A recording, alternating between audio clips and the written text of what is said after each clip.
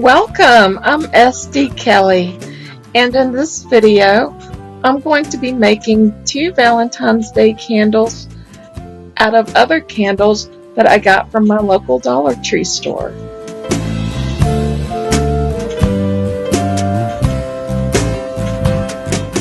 I like using these long white candles that come in this thick glass. They hold up really well in the hot water, and they make a great base for clear wax. I also like to mix crayons into the wax, and I also like these tapered candles from Dollar Tree, and I was pleasantly surprised that when I broke them open that they're colored all the way through. I heat up the water to about 160 to 180 degrees, and you don't want the wax to boil, or you would have to start all over. For the smaller amounts of wax, I use these wee yogurt jars. They're nice and thick like the taller glass.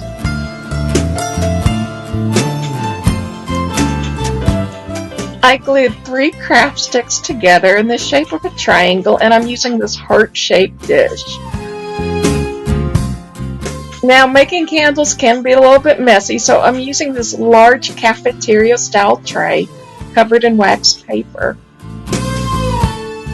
Once the wax is melted, which didn't take very long at all, I turn down the heat to low just to keep the water warm. I even turn off the stove in between layers.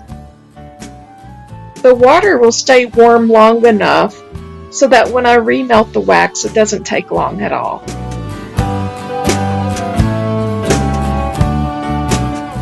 And also, please note that I use separate pots and pans for my crafts than I do for my cooking.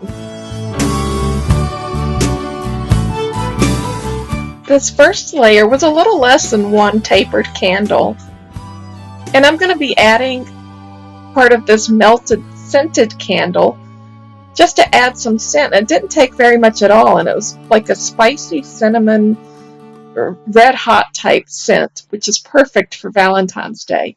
And look, I even have a wick with an anchor, woohoo, for a future project.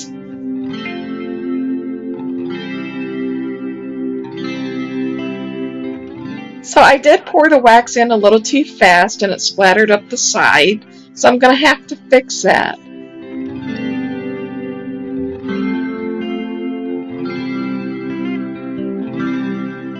For better results, it's better to have the wax poured in layers.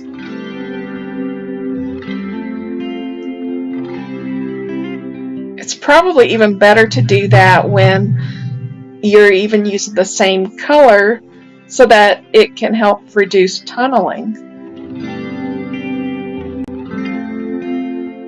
I used a wax paper piece and my lighter to help clear some of the splatter off the glass.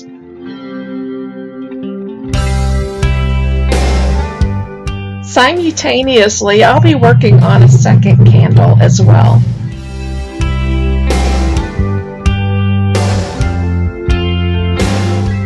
I'm going to add the darker red crayons to create more of a pinkish dark red of the wax for the second one, and I'm putting that into the scented wax.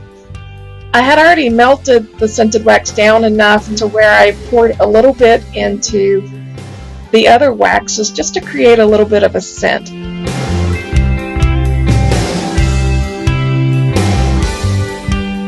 For the second candle, I'll be using this wine glass that I got from Dollar Tree.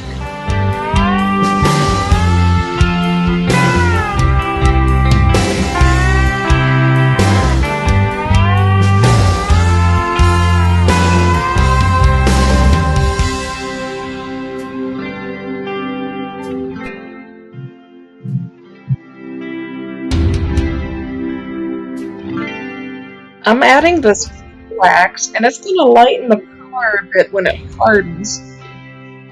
Now, I probably should have mixed the colors beforehand and then poured in layers at a time. But I'm making this for myself. I'm hoping to hurry up and get my kitchen ready to do some batch cooking later.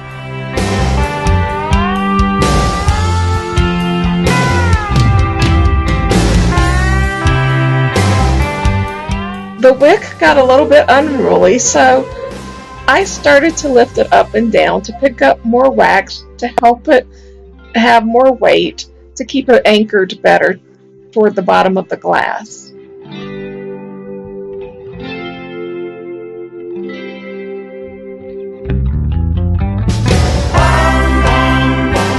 Now for this white layer, I'm going to create a little bit of a marbling effect in the middle. And I'm going to do that by pouring it mostly in one spot to pick up the wax underneath.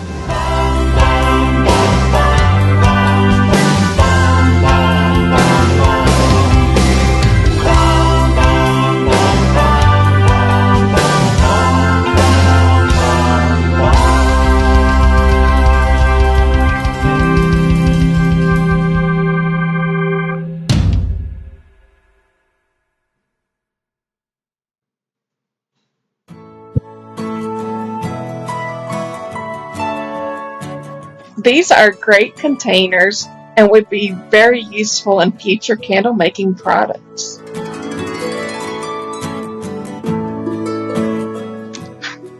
I even have a few wicks left over.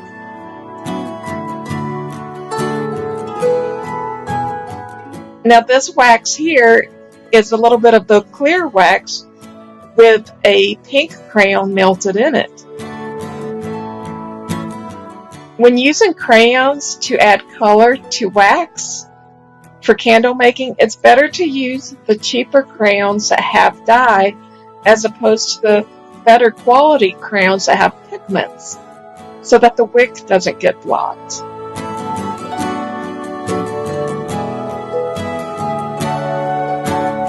And now to keep it from picking up wax underneath and to keep it from splattering on the side, I'm just going in a slow circular motion.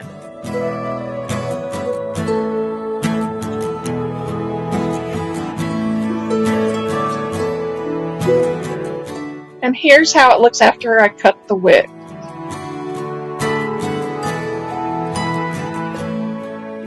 Once again, I am SD Kelly, and I hope you enjoyed this video and give it a thumbs up to help my channel grow, so that I can bring ideas of art and crafting for more people to enjoy.